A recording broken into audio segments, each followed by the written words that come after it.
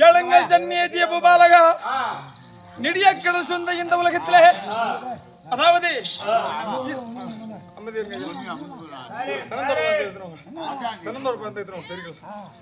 அதனால நெடிய கடல் சொந்த இந்த உலகத்திலே இந்த பிரபஞ்சமான உலகங்களை எப்படியாக மாளி என்று சொல்லக்கூடிய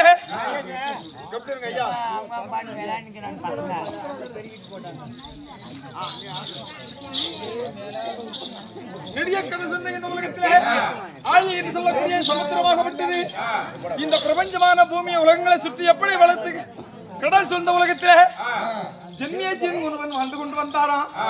அப்படி ஜன்மியஜன் வாழ்ந்து கொண்டு வருகின்ற நாளிலே பார்த்தார் ஜன்மியஜன் மகாராஜனும் வியாசர் பகவானை பார்த்து, பாருங்கள் வியாசர் பகவானே எப்படி என்றால் இந்த கல் பாருங்க எப்படி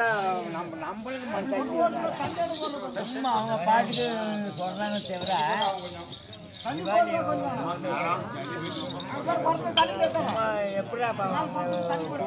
ஆடி உட்காரும் போது சுத்தியாலும் செய்யாத கல்லு அடிப்பட்ட என்னடா ஆகும். நாமளும் கஷ்டப்படலாம்.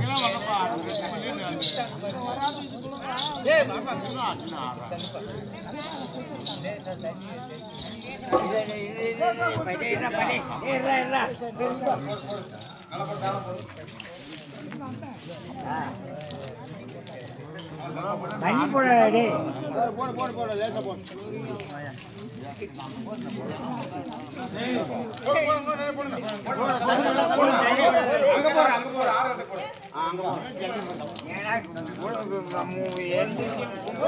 நம்மளுக்கு அது கஷ்டம் இல்ல, நம்ம வேஷம் அதே தான்டா.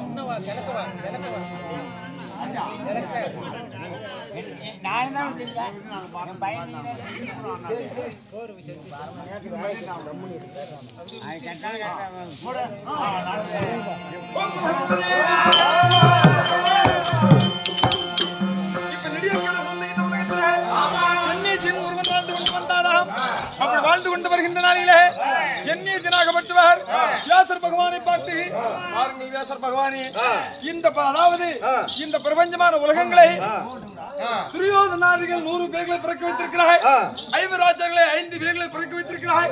இந்த சந்திரகுல தலைக்கும்படியாகவே நீ சந்திரகுலத்திற்கு குலகுருவாய் இருக்கிறாய். அப்படி இருந்தோம் இந்த துரியோதனாதிகளை 5 ராஜாக்களுக்கும் சண்டை என்பதை ஏற்படுத்தி 18 நாள் யுத்தத்திலே 100 பேர்களை கொன்று குவித்திருக்கிறாய்.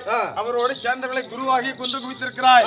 அதாவது நீங்கள் வியாசர் பகவான் நீங்க நினைத்திருந்ததே உண்டானால் இந்த பாரத சண்டையாகப்பட்டது நடக்காமல் நிறுத்திருக்கலாம், 100 பேர்கள் உயிரை காப்பாற்றிருக்கலாம் என்று சொல்ல, அப்போது வியாசர் பகவான் பார்த்தார், பாரம் ஜன்மேஜியா, விதி வலியது, விதி இன்று வந்து விட்டால் எந்த வேந்தனாலும் தடுக்க முடியாது அப்படி என்று சொல்ல, இந்த ஜன்மேஜின் பார்த்தார், ஆனால் வியாசர் பகவானே விதி விதி என்று சொல்லுகிறாயே, அந்த விதியை என்னோட மதியால் வெல்வேன் என்று சொன்னாராம். அப்போது வியாசர் பகவானுக்கு கோபம் பிரவேசித்து, அடே ஜன்மேஜியா, இது விதி வலியது என்று சொல்லி கேளாமல் அந்த விதியையும் என்னோட மதியால் வெல்வேன் என்று சொல்லுகிறாய். நாளை விடிந்தபடி நாளை பிறக்கின்ற யுகத்திலே உனக்கு குஷ்டம் என்பது வியாதி பிடிக்க போகிறது. அதனால இந்த முன்னால முடிந்தால் உன்னுடைய மதி இருந்தது உண்டானால் வருகின்ற விதியை தடுத்து நிறுத்தலாம் என்று சொன்னாராம். அப்படி சொல்கிற போது வியாசர் பகவான் சொல்லிவிட்டு போன பிறகு ஜன்மேஜி மகாராஜனுக்கு குஷ்ட வியாதி பிடித்துக் கொண்டு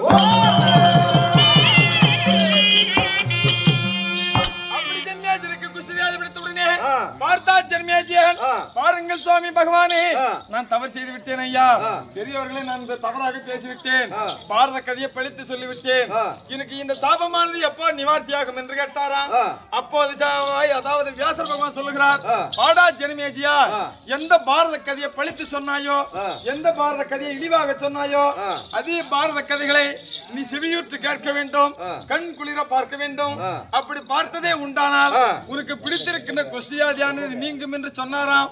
அப்போது இந்த அதாவது இந்த ஜனமேஜன் பார்த்தான், ஆஹா, இந்த குஷ்டிவியாதி நீங்க வேணுமானால் எந்த ஆலயத்திலே சென்றாலும் நீங்க கிடையாது, எந்த தெய்வத்தை வெளிப்பட்டாலும் நீங்க கிடையாது, எந்த மருந்துகளை சாப்பிட்டாலும் குணமாக கிடையாது அப்படின்னு சொல்லி ஒரு நாள் பிரயாணம் பார்த்தார்.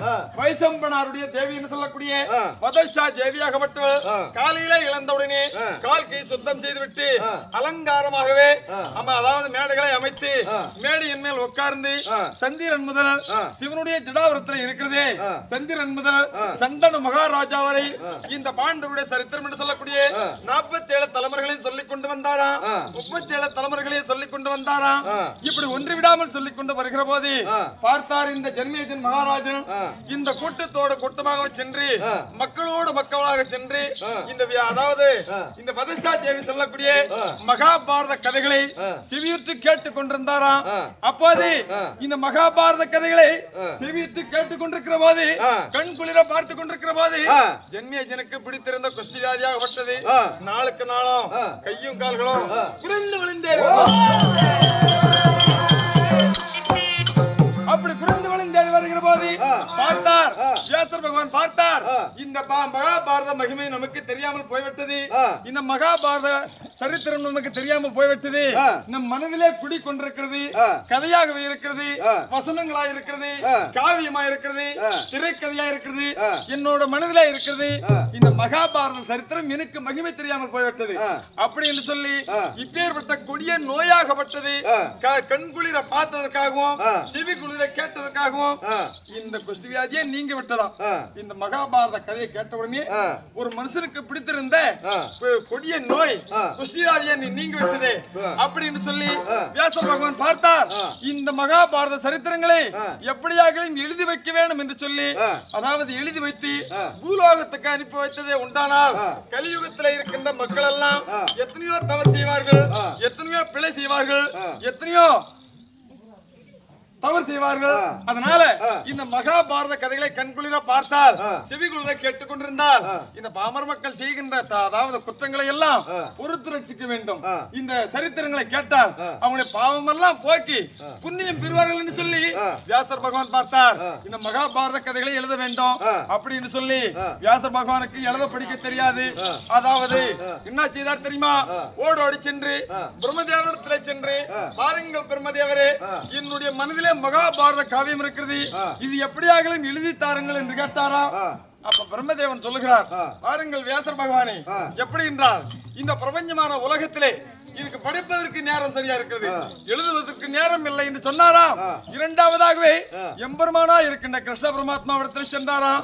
கிருஷ்ண பரமாத்மாவிடத்தில் சென்று, பாருங்கள் எம்பெருமானே, ஏழுமலையானே, என் மனதிலே ஒரு மகாபாரத காவியம் இருக்கிறது, பாண்டவருடைய சரித்திரம் அடங்கி இருக்கிறது, நான் சொல்ல சொல்ல எழுதி தாருங்கள் என்று கேட்டாராம் எம்பெருமானே.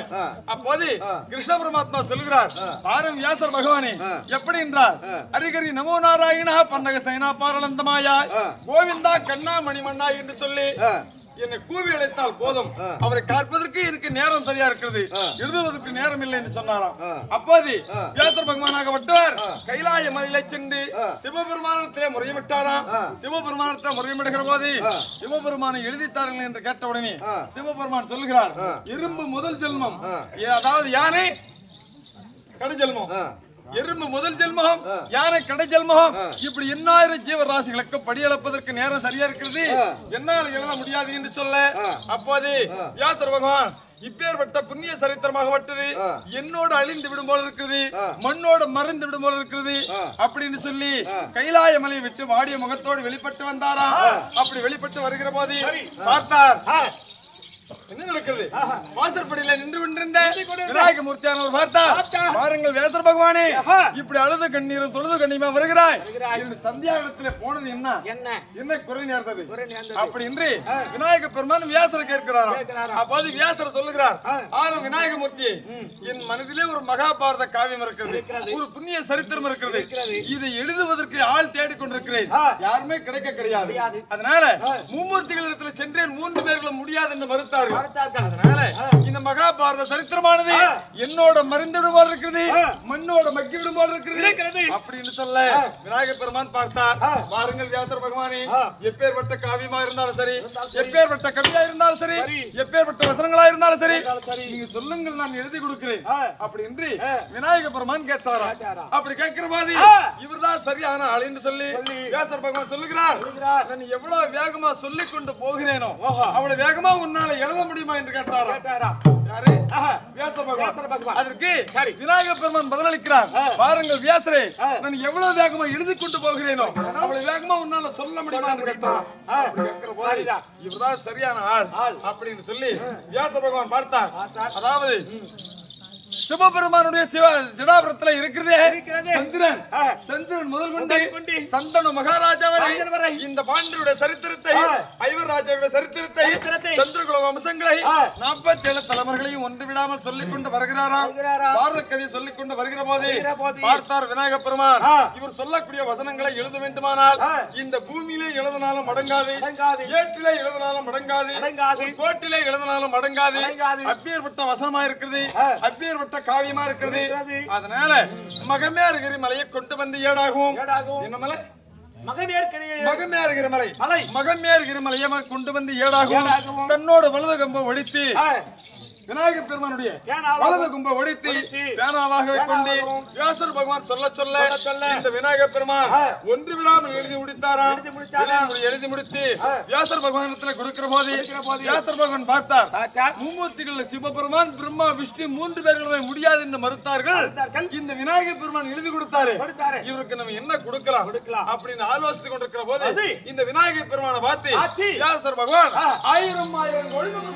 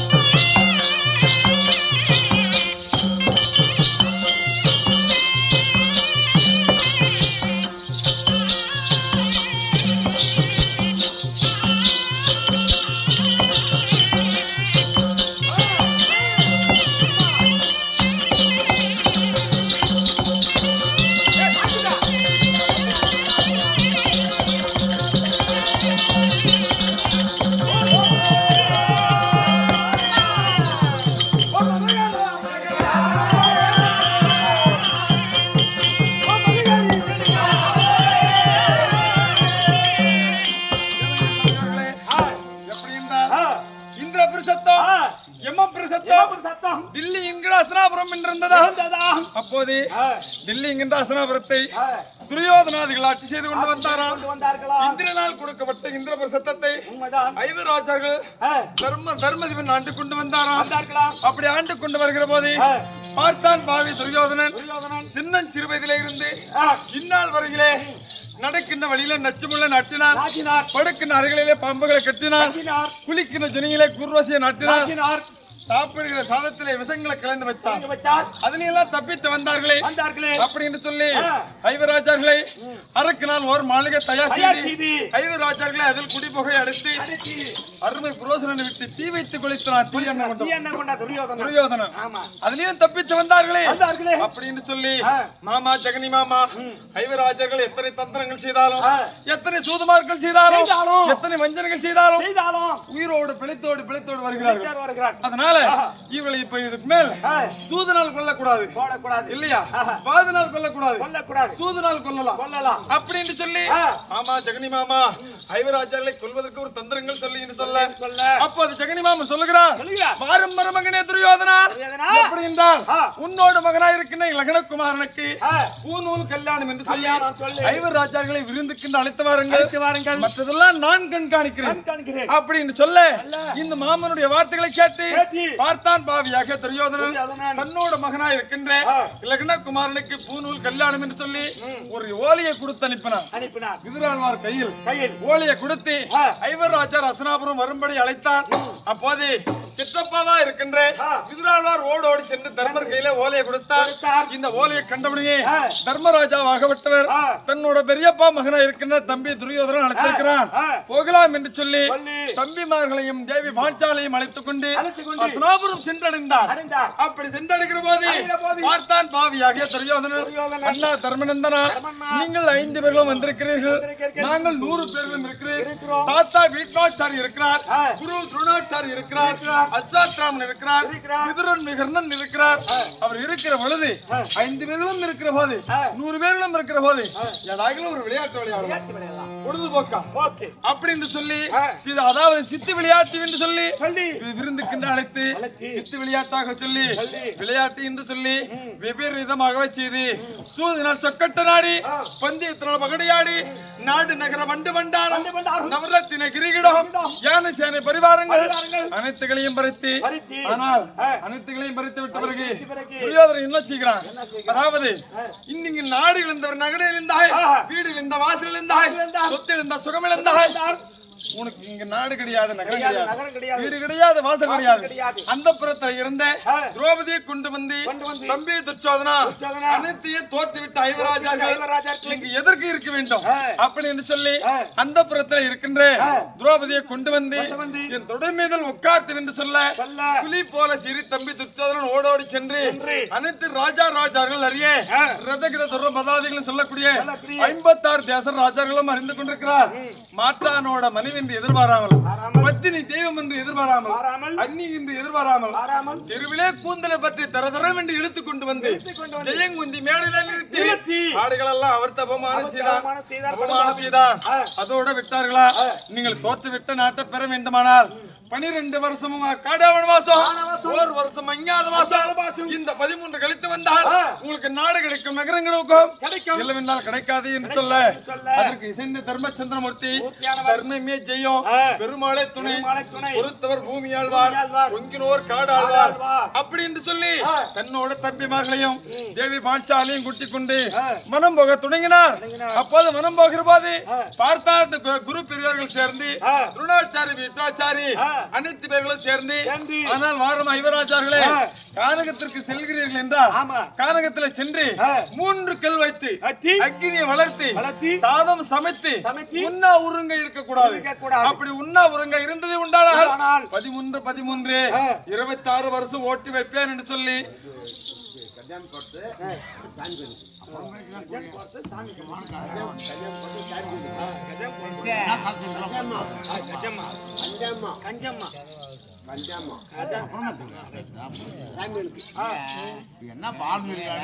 அதனால அப்படின்னு சொல்ல கஞ்சம்மா போறது சாமி கண்ணு இருக்கிறாயா நீ ராஜா இல்ல கஞ்சம்மா போறது சாமி கண்ணு பேர்ல வாதம் இல்லையா.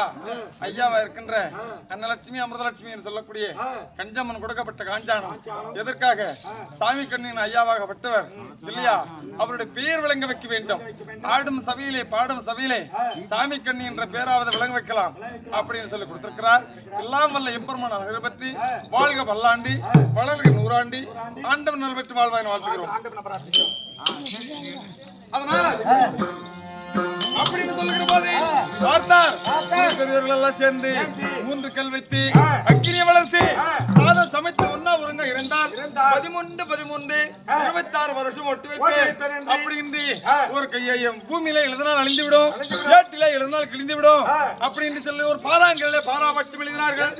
எரிந்த தர்மச்சந்திரமூர்த்தி உருத்தவர் பூமியாழ்வார் பொங்கினவர் காடாழ்வார் என்று தன்னோடு தம்பிமார்களையும் தேவி பாஞ்சாலியையும் கூட்டிக் கொண்டு பணம் போக தொடங்கினார். முதல் சூரிய வனம், 2வது ராமரிசிவனம், 3வது மூர்க்க மகாரிசிவனம், 4வது கால மகாரிசிவனம், 5வது சைந்தவனம், 6வது காமதன் பர்வதம், 7வது கந்திர பர்வதம், 8வது குரு பரிசிவனம், 9வது ரோமரிசிவனம், 10வது பாலவனம். இந்த 9 வருஷத்திலும் படிப்பது வட்டப்பாறை, குடிப்பது ஜுனத்தண்ணி, அணிப்பது மூங்கிலாடை, உஷப்பது காய்கனி. இந்த 9 வருஷ காலமா காலம் கழித்தோம். 10வது வனத்திலே வந்து பார்த்தால் கண்ணுக்கு எட்டிய தொலைவே ஈச்சங்காடா இருக்கிறது, மணல் மேடா இருக்கிறது, பொசுப்பதற்கு காய்கறி கிடையாது, ருசிப்பதற்கு ஜலம் கிடையாது. அப்படி இருக்கிற போது இந்த ஓராண்டு எப்படி கழிப்பது அப்படின்னு சொல்லி என்னோட குலகுரு என்று சொல்லக்கூடிய வியாசர் பகவானை வேண்டி அழைத்தோம். வியாசர் பகவான் எங்களுடைய வேண்டுதலுக்கு மனமிறங்கி எங்கள் முன்னிலே தோன்றினார். அப்படி தோன்றுகிற போது எங்களுடைய குறைகள் எல்லாம் வியாசர் பகவான் சொன்னோம். அப்போது வியாசர் பகவான் சொன்னார், பாரும் மைவராஜர்களே, நீங்கள் இப்படி இருந்தீர்களானால் நாடு கிடைக்காது, நகரம் கிடைக்காது, வீடு கிடைக்காது, வாசல் கிடைக்காது. 5 பேர்களில் யாராக ஒருவர் சென்று ஐயனாகிய பிரமதேவனும் மாலாகிய மகாவிஷ்ணும் திங்களும் கங்கையும் மான்மலமும் எலுமிச்சாம் திராவிடம் தரித்து தோல் ஆசனமும் தரித்துக் கொண்டிருக்கின்ற சிவபெருமானை வேண்டி பக்தியாகவே தவங்களை செய்து பாசுபாத கணை பெற்று வாருங்கள் அப்படி என்று சொல்ல, அதற்காகவே தர்மராஜா நான் சென்று வருகிறேன் என்று சொல்ல, அப்போது பார்த்தார் வியாசர் பகவான். ஆனால் தர்மநந்தனா, நீ சென்றாலும் அந்த ஈசன் வரம் கொடுப்பார். அந்த வரங்களை பெற்றுக் கொண்டு வருகின்ற வழியிலே யாராவது தான தர்மம் என்று கேட்டால் கொடுத்து விடுவாயே, அப்புறம் எப்படி நீ பங்காளிகளை ஜெயிப்பது? வேண்டாம் என்று மறுத்தார். பீமன் போகிறேன் என்று சொன்னார், வேண்டாம் என்று மறுத்தார். நகுல சகாதேவரன் போகிறேன் என்று சொன்னார், வேண்டாம் என்று மறுத்தார். பாஞ்சாலியை மறுத்தார்.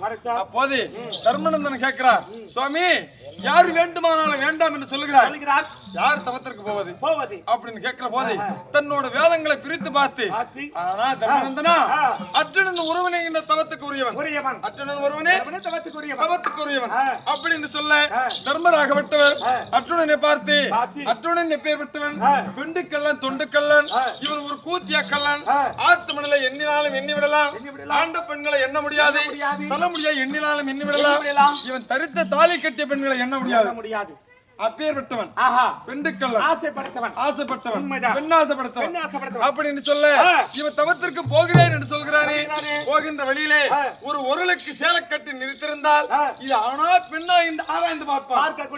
இவனாவது வரம் பெற்று வருவதாவது, நாங்களாவது பங்காளிகளை ஜெயிப்பதாவது வேண்டாம் என்று சொன்னார். அதனால இந்த ஐயனாங்கி அர்ஜுனன் மண்ணாசை மணியாசை, பொன்னாசை பொருளாசை, அண்ணனாசை தம்பியாசை, மனைவியாசை மக்களாசை, அனைத்து ஆசைகள் மறந்து ஓம் நமச்சிவாயாய், ஓம் நமச்சிவாயாய் பஞ்சாசனங்களை நாவில் பதித்துக் கொண்டு சிவாய் என்று சொல்லி நேர் வடக்கே ஈசானிகளை நோக்கி நடப்போம்.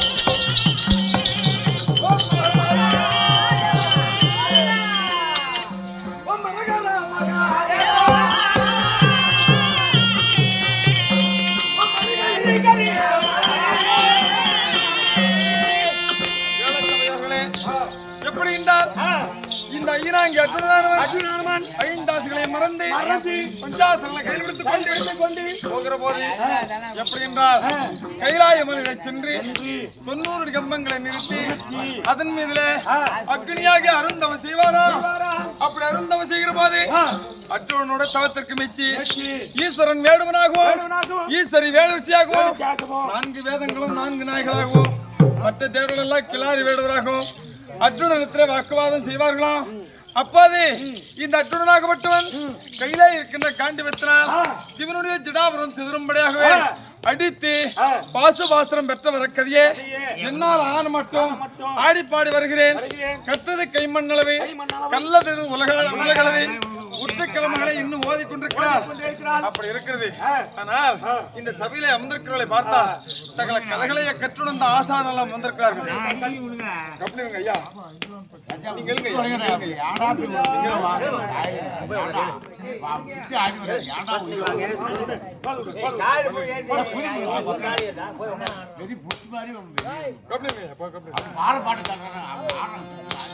அதனால இந்த அர்ஜுனன் தவநிலை என்ற நாடகத்தை கற்றது கைமண்ணளவை கல்லாதது உலகளவை.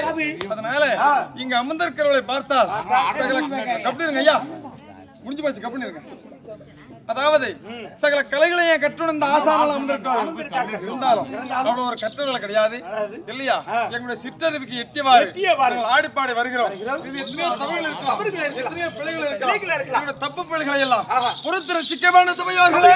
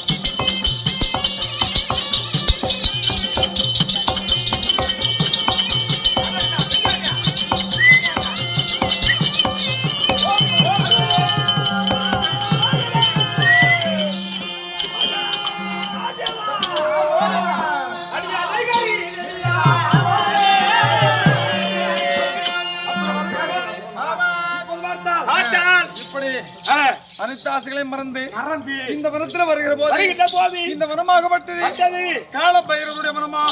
எப்போது பார்த்தாலும் இருள் சூழ்ந்த மனமா இருக்கிறது இந்த வனமாகப்பட்டது. இந்த அர்ஜுனன் பாதம் பட்டவுடனே பட்டம் பகலாகவும் வெட்ட வெளிச்சமா மாறிவிட்டதா. அப்போது இந்த வனத்திலே வாழ்ந்து கொண்டிருக்கின்ற கால பைரவராகப்பட்டவர் இன்னும் தாமதமாக இருக்குது, இன்னும் வெட்டு வெளிச்சமா இருக்கிறது. அப்படி இன்றி மௌனமா பார்த்து கொண்டிருக்கிற போது அர்ஜுனனாகப்பட்டவன் தன்னோட கையினால் இருக்கின்ற வில்லினுடைய பெருமை சொல்ல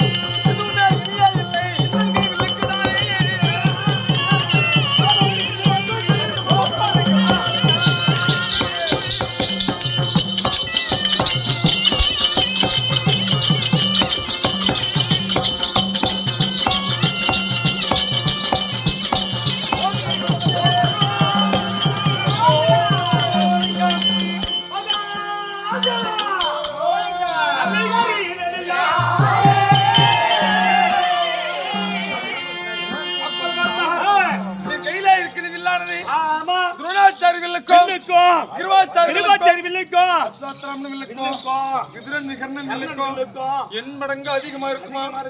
இந்த வனத்திலே வாழ்ந்து கொண்டிருந்த காலபைரவர் இல்ல மட்டும் சரி சமமா தோற்றமளிக்குமா. அப்படி வில் பெருமையை சொல்லிக் கொண்டிருக்கிற பாதை இந்த வனத்திலே வாழ்ந்து கொண்டிருக்கின்ற காலபைரவராகப்பட்டவர் நீ யாரப்பா என்று கேட்பாராம்.